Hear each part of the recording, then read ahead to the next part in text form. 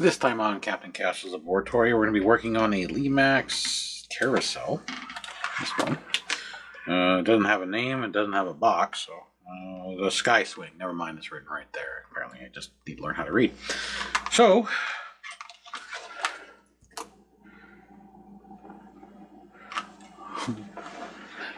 the LEDs are dim except for the whites; those are all bright. There's no sound except for the buzz, and there's no movement. You got all of them sticking out except for two, which are stuck in. I guess, oh, wait. There we go.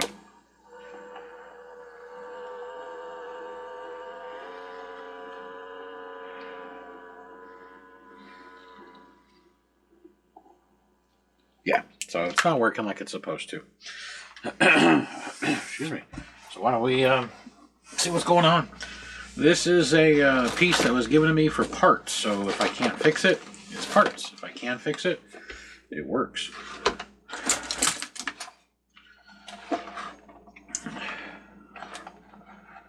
Alright, I see the top here is glued on. Of course, we got all the screws in the bottom.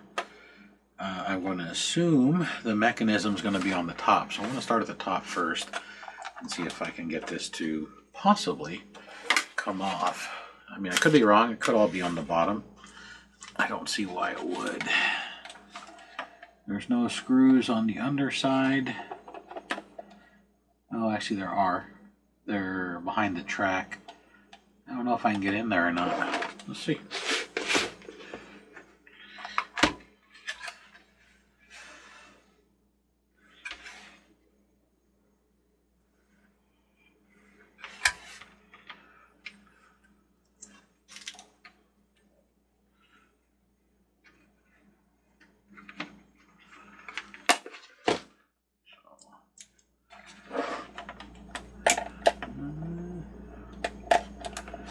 There's a little play on the swing track, and I see some screws behind it, so I'm going to see if I can get to them.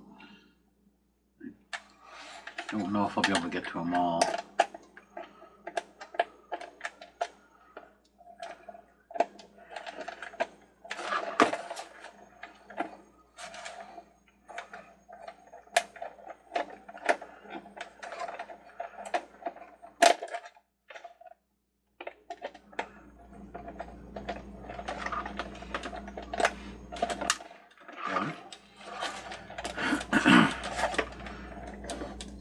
The top cap, I do see glue around it, but that doesn't mean that's how you take it apart. I'm going to find out here in a minute once we get these all out.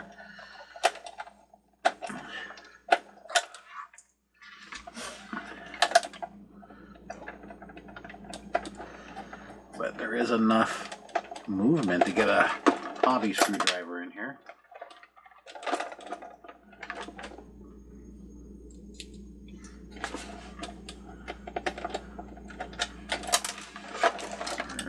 Two. I think there's 4 total. Nope, 5.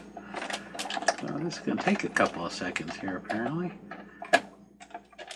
I don't have my little electric because the battery finally died. So it's on the charger.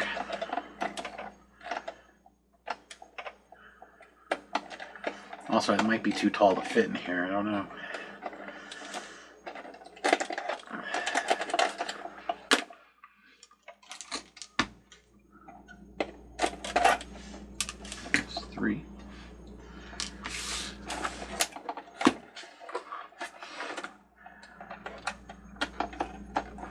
Yeah, so this piece was given to me because it was broken and the person bought a replacement and they didn't want it anymore.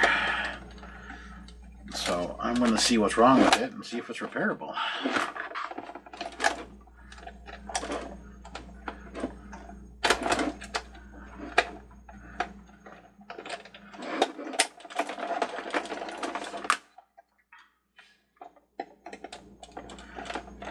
There you go. There's 4. Let's unplug it so I don't get this cord wrapped up. And where's that 5th one? Oh no, there's 6. Apparently I missed one.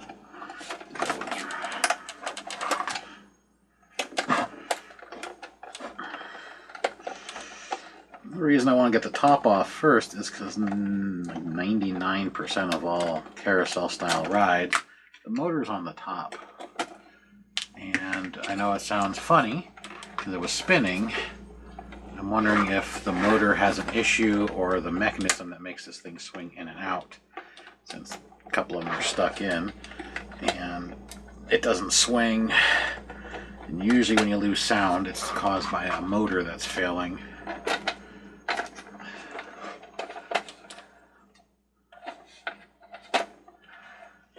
So this last screw is being a pain. There we go. Alright, that's all the screws.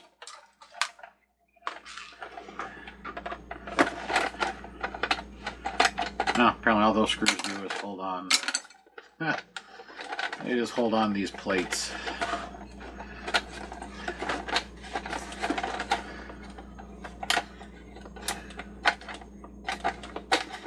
Oh no, it holds on the top too.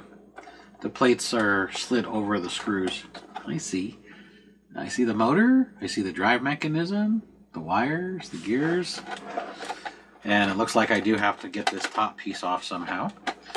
So that will be next. Just want to pop those off. So that frees up this ring right here, which is a light ring that wasn't lighting up.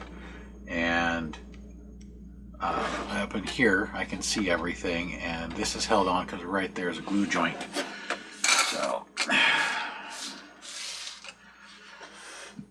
I am going to have to pry this top piece off.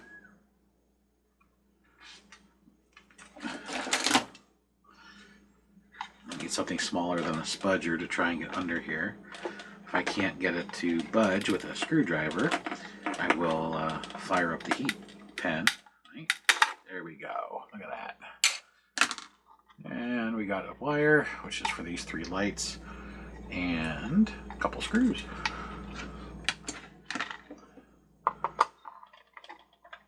Yeah, most carousels all come apart from the top.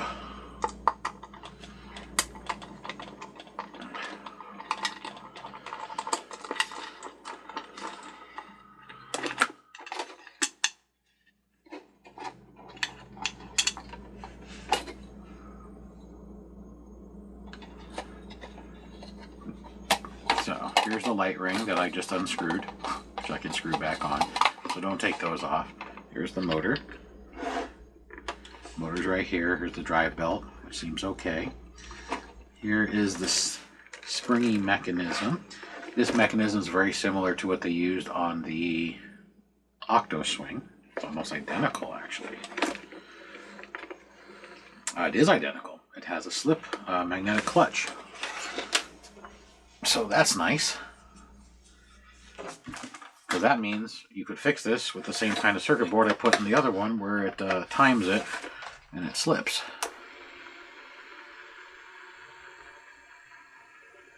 So the motor's working.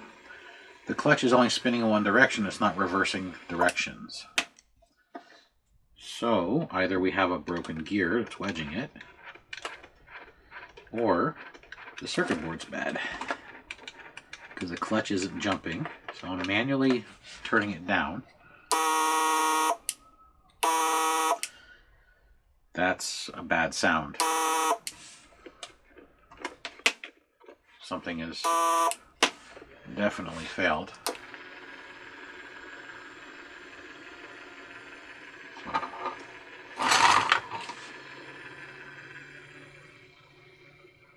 So it's not reversing directions. Because even though it's out, the motor's still spinning, and it's spinning on top of the magnetic clutch. So if you didn't watch the multi-part Octo Swing series, right there you'll see the silver. That is a magnetic clutch. It's 2 neodymium magnets. So if there's a problem,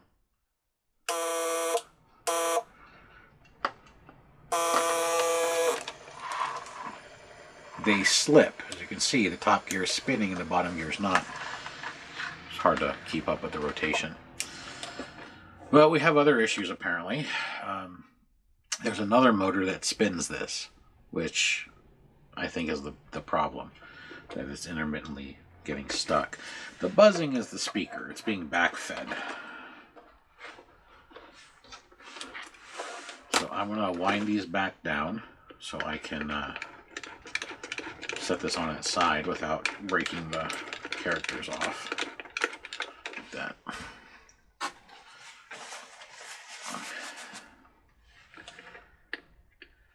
The spin motor is probably up inside here, this fatter part. It may be in the bottom, but I doubt it.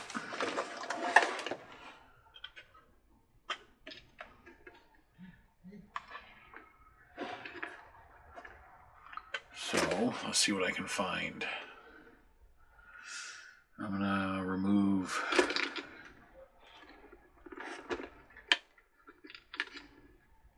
this top plate.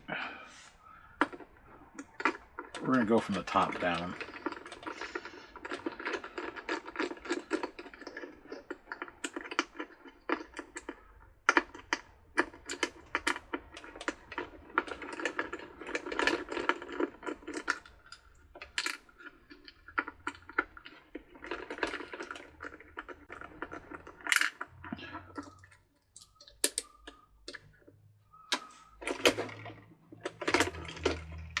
Yeah, and it comes apart just like the Octo Swing.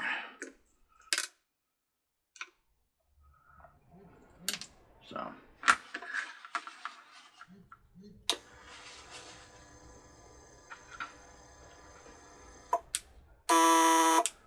Yeah, that's the...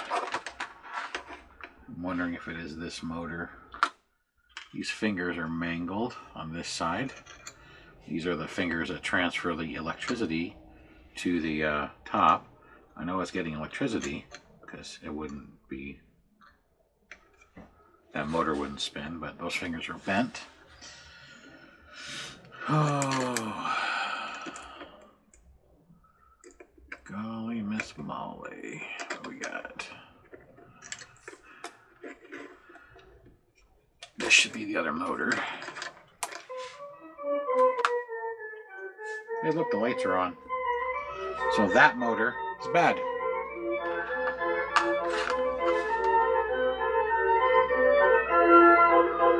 That's why I want to go top down, is because a lot of these are on the top. So yeah, all the lights are flashing in pattern. So this thing needs a motor. And it has to reset. So I turned it off. The lights are still on because it hasn't reset. It hasn't reset because nothing's hooked up. And now it's done. So it has a timer reset. That's weird. Okay. So this uses a timer, which, yeah, I guess that makes sense. There's no micro switches up here, and there's no optical sensors. So this piece has a timer reset, which is why I was able to use a timer on the other one, because of that magnetic clutch. That magnetic clutch is a really great idea. I mean, I'm not always excited about Lemax designs because they sometimes cut corners, but the magnetic clutch, beautiful. It stops the gears from breaking because they can't bind, and they just slip. It's a beautiful, beautiful design. But the downside is that the glue that holds the magnet in fails. The magnetic clutch fails because, well, the magnet's not attached anymore. That's the downside. Everything has a pro and a con. Hopefully your pros outweigh your cons. That's the best option. Pop these 4 screws out. Let's flip this bad boy over and take a look. I see no broken gears. So now we're gonna remove the motor, which this motor actually, the belt at least, is still pretty good. This is a standard SRF 300CA or RF 300CA motor. They're rated for 6 volts. So that's why Lemax uses them, because 4.5 is less than 6.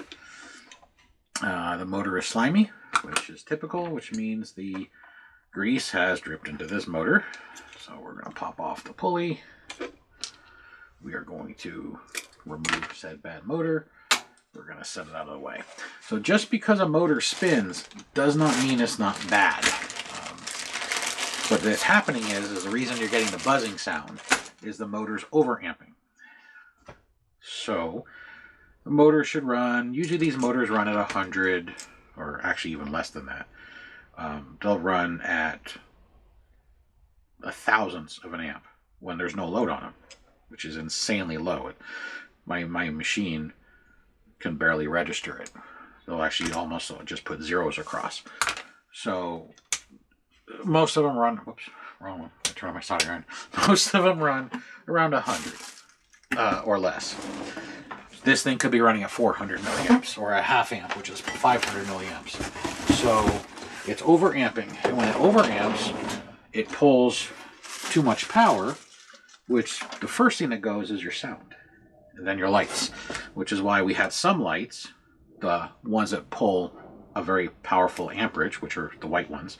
The white ones are a much stronger light, but the reds and yellows and greens didn't work right. Now when I rotated it, the greens came on, but the yellows and reds didn't. And that's because when you rotate it, you're breaking up that short where the motor is pulling too much power.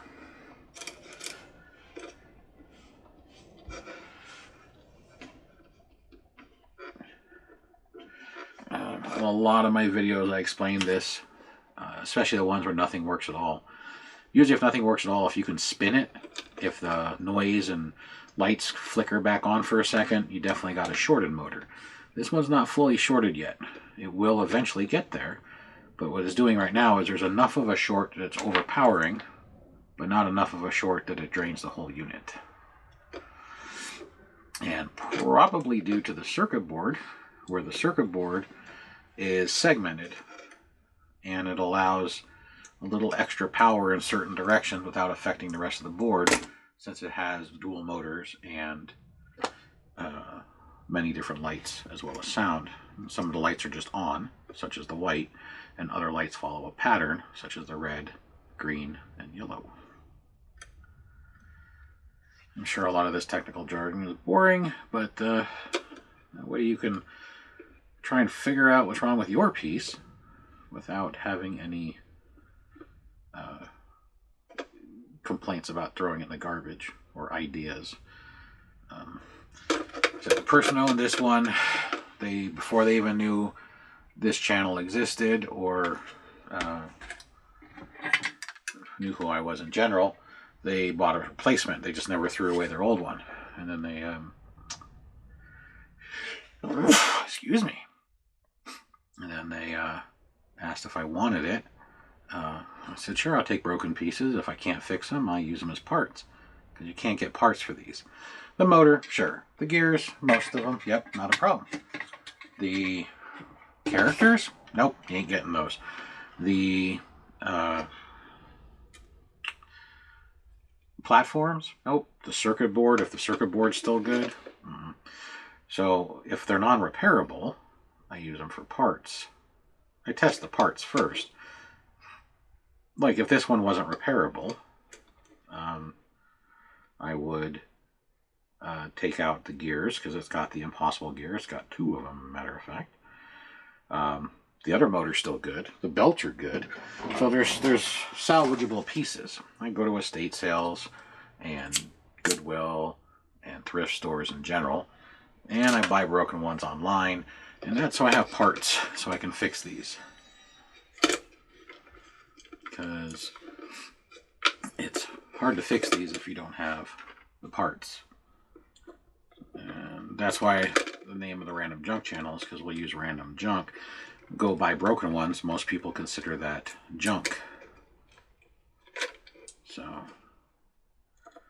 also, if you can't find this motor, which is really easy to find, the SRF 300CA is a very, very common hobby motor. It's the same motor if you have an old Discman that you're about to throw away because it's skipping or something. It's the same motor that spins your disc. CD players as an example.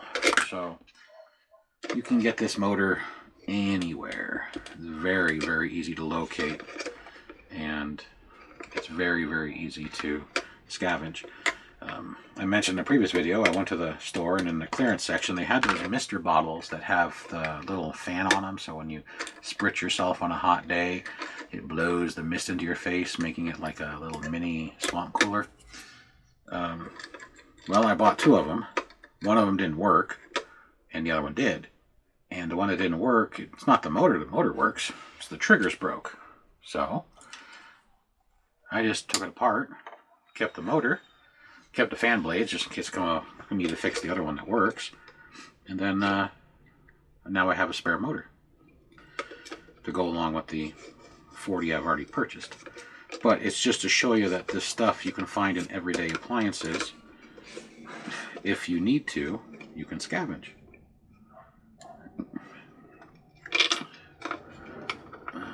The old days, you know, it was recycle, reuse, you know, that slogan that seems to have gone by the wayside. It's because I think people got annoyed with hoarders, but I don't know. I just know that it's now just recycle and reuse. There was also repurpose for a while, and nobody does that anymore. They just want you to replace a whole bunch of R's. I only replace if I need to change something because of the technology, or if there's no way to repair it. Other than that, I try to reuse or repair.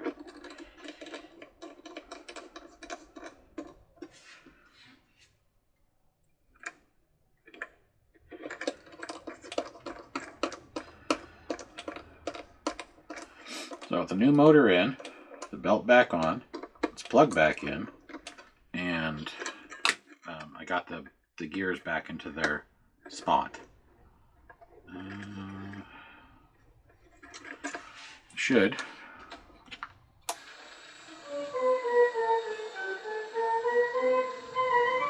be good. Turn it off. It's going to do its count. I don't know how many seconds it is. And then it should turn itself back off completely. While it's doing that, I'm going to get this circuit board back in. Like so. And I guess I should probably plug this into the right plug. The plugs are shared, but the one that has the pigtail goes up to the top. That's the power transfer. This just transfers the 4.5 volts. This is just a distribution or transfer board. It just transfers the power up. There's no components on it except for a capacitor, which is just a smoothing capacitor to stop the noise that you get from a motor. Now let's actually put it back in the correct order. Probably makes sense. Oh, and for those who don't understand how it transfers the power through the fingers, it uses what's called a rotor. You can see it right there. This one's got some decent use on it. It's got some pretty hefty grooves. The outer track is grooved funny because of the bent finger, which I've already pushed back up. So it doesn't have 3 grooves, it has 2. But rotors have been around for a long time in this fashion. And they work. They work pretty decently. Alright, so there's that. Let's get you back between your pieces right there. And now we'll feed this up. Like so. Now this triangular post, they're not equal, meaning that when you put it in, you have to make sure they line up. The 3 sections are not in the same space. There we go. So that's the way it goes on.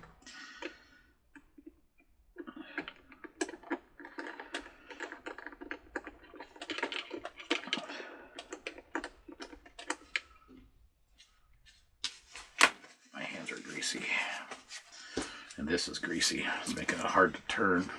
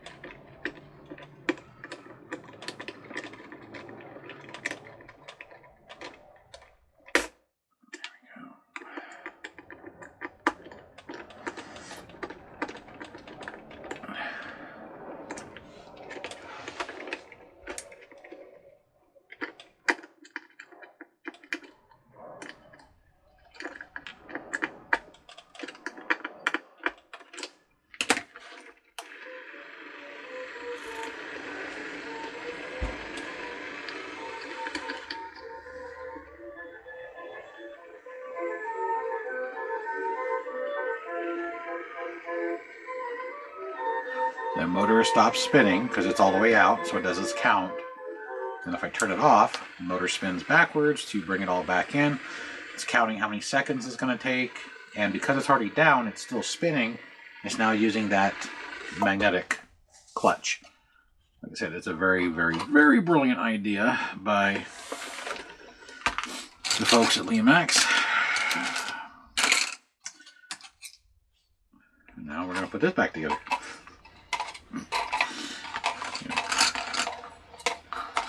Because I took it apart, so all this design is the same. Yeah, they're all slightly different.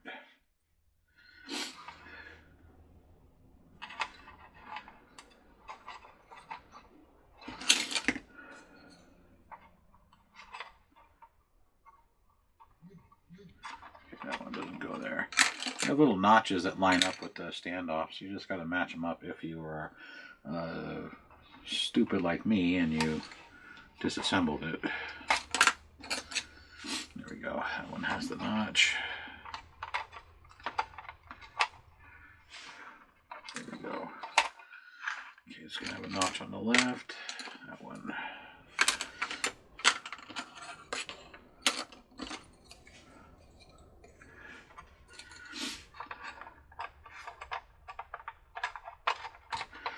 So there's little plastic pins that stand off of this.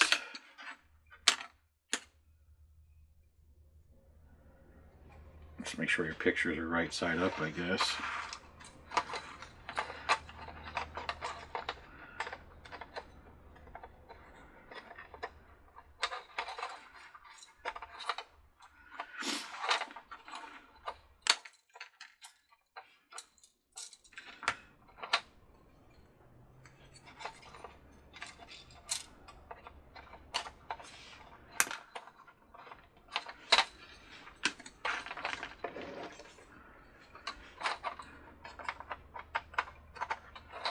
Go.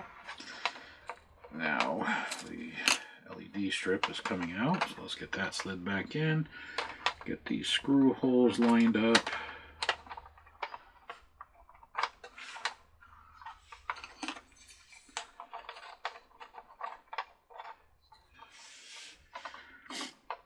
There's one screw hole.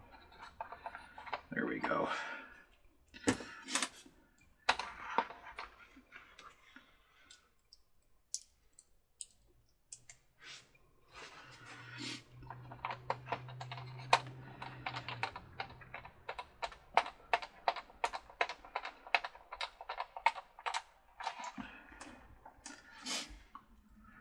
So unless you need to access the LED strip in this ring, don't take the 6 screws out. Or if you need to fix the LEDs that these wires go to, which are the white ones, don't take the screws out. Or if you want to change the position of the panels, just don't take the screws out.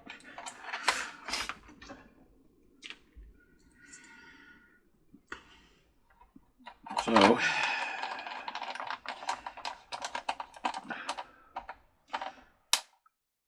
don't know if this is really a Christmas piece or not. I think it's just their Americana series or Carnival. I don't know what they call it anymore. I know in the old days it was Americana. I think they still call it that. Because there's no Christmas theme on it. The music's just standard Carnival music.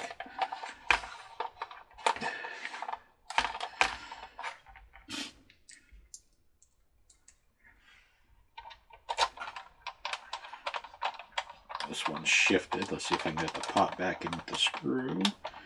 Yes, I can. Look at that.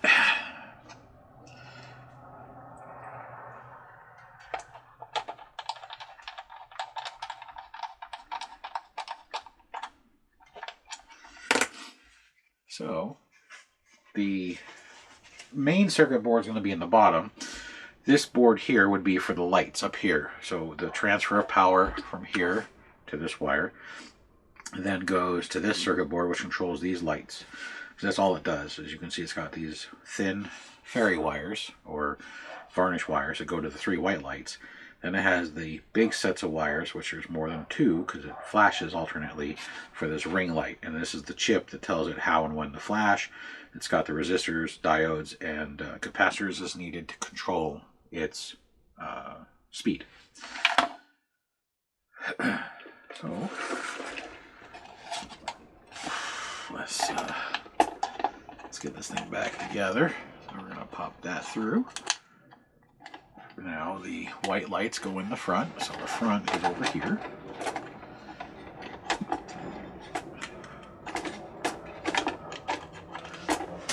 I have to stand up because I can't see sitting down. It's too low.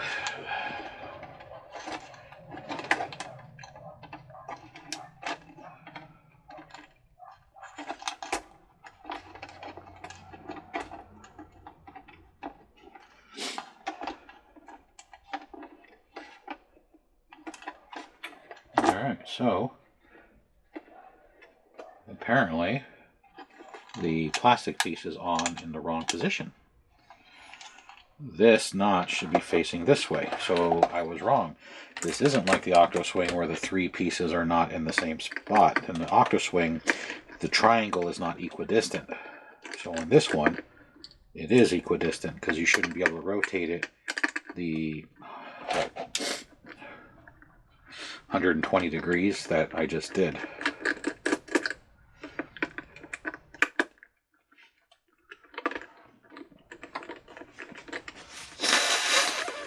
Apparently that sneeze making those run.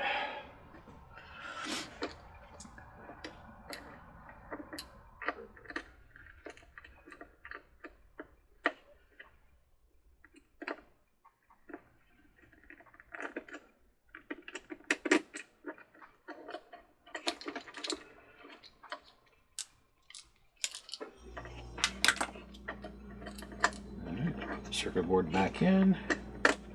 Yep, you can rotate this. So the notch is right here. Let's see when I done screwing this one screw in. This notch is got to face left of the stairs.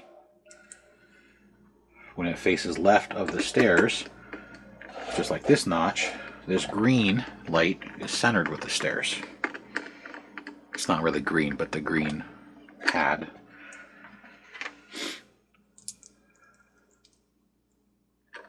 On the octo swing, they intentionally have this as like a 90 and a 120, and basically to make the 360 circle, they're completely out of sync, so you cannot put it on backwards.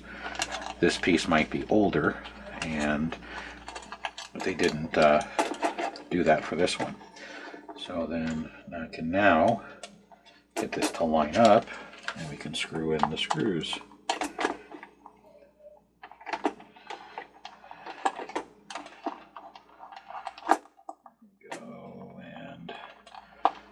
There's the first one. Get that started, and then we'll get the second one started.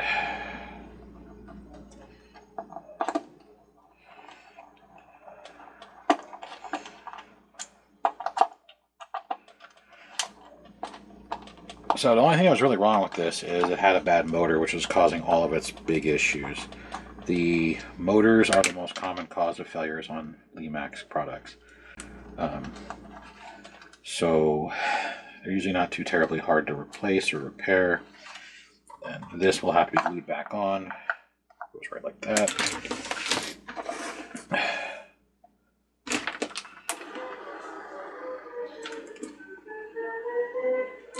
And kill some lights and take a look at this thing.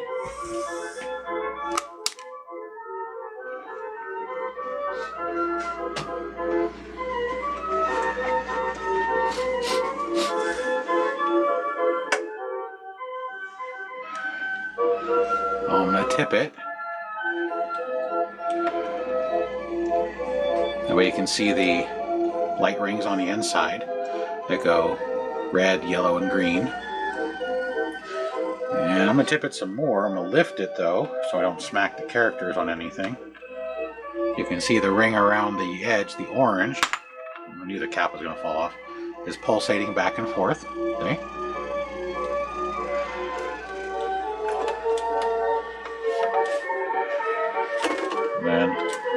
kill the power. It's now going to pull it back in, and then it's going to turn off.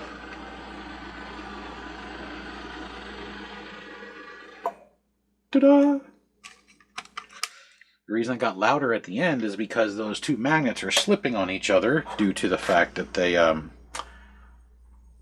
well, one's spinning, one's not, due to the fact that they use a timer versus a micro switch to tell it when it's ready to go. Because it's a timer, the system just goes for that duration. It doesn't care. So it is what it is. So it's now repaired.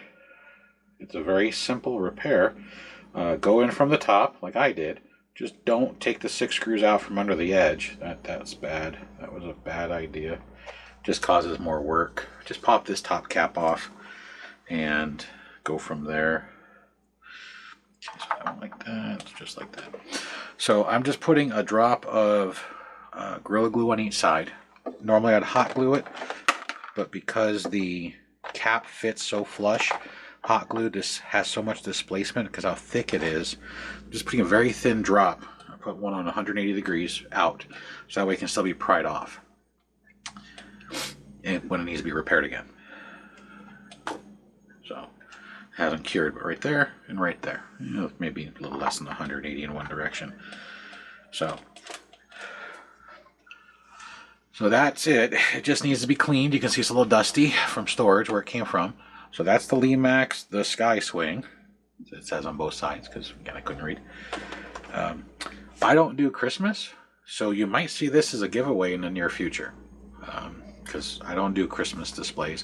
I don't do Americana. This would fit in a Christmas village because of the red and green and gold. Very common colors for Christmas-themed villages or holiday-themed villages because maybe you don't celebrate Christmas. But this is probably part of their Americana series because the base is blue and red. So not red and green. Also, the music is standard carnival music, which you will still have at a Christmas carnival, but it doesn't have a Christmas theme. So this could fit in a Christmas village, carnival setup, or even an Americana setup, which usually has carnivals because, you know, 4th of July, things like that. You know, there's local cities will have carnivals that come up, like I said, the ones that show up overnight and a weekend. But I do Halloween exclusively, and unless I like darken this a lot and change the color to LEDs and stuff, it's not going to fit in my village. So this will probably be a giveaway in the future. But if you have this piece, at least you know how to take it apart. Don't take the bottom off unless you have to. So if your speaker is blown and it doesn't sound as clear as this one does, you can hear it. It's completely sound. I mean, there's no static, cracking, popping, nothing. So the speaker sounds great. So unless your speaker's gone out or you think you broke a wire in the base that connects to the wheel, or where this plugs in at, you shouldn't have to remove the base at all. Remove the top, pop the cap, small screwdriver, pry it off. You can use heat if you want. Be careful, it's plastic. Plastic distorts. If it gets too hot, also discolors. So your red and green and gold would turn into browns and blacks. And then turn it down a little. And then your 2 screws, pop those off, pull the top off. Don't worry about the other screws unless you need to work on that LED strip that goes around or replace one of these 3. Once you do that, remove the center clear stand. There's 3 screws again, and make sure that the notch is facing left of the stairs. And then pull that off, and then pull off your characters, unless you need to replace the motor that's making the characters swing out. And that's right on the top. You don't have to do any of that. But if you need to get to the motor that makes it spin, then pull that off. Remove the remaining screws. There's your motor. Take out the 2 screws, pull the motor, cut it, solder, heat shrink like I did. Or you can use liquid electrical tape or whatever you have, electrical tape. Put it all back together. It's opposite. And plug it in and test it. I would recommend testing it along the way like I did, where I tested it with just that motor, then I put the top back on, and that way in case you got a defective motor or you didn't have it in alignment. Like if you saw when I put the pulley on, I tipped it, looked, and I adjusted the pulley. It's because the pulley wasn't like this, the pulleys were like this, which stresses the belt. So make sure your pulleys are square when you put the pulley back on your motor. The gears all look good. I took a look at them when I was running. Also, when I spun it by hand, you would feel a broken gear. When you spin it by hand, you'll feel there's a hitch. So all the gears are good. The belts are really pliable. So this probably wasn't used very long before it died, and they replaced it. So just had a bad motor, and that's due to the excessive amounts of grease that they use in these things. The one that spins is going to get more grease than the one that swings. One, because it's always on, so it's going to get warmer, which means the grease will get hotter and turn into a liquid faster. But it's pointing up, so the holes in the top of the motor means liquid falls into them. And then this white here is just a sticker. There's actually holes underneath it, and sometimes the sticker delaminates and it goes under. Then the one that swings points down and the grease is below it. So unless this is stored upside down, it'll probably never fill with grease. Not saying it will never burn out, just never probably fill with grease. So, but there we go. That takes care of it. Hopefully you enjoyed the video. It's not as long as some of them, but it's still enough that hopefully you can fix yours at home without any issues. Other than that, thanks for watching. Till the next one.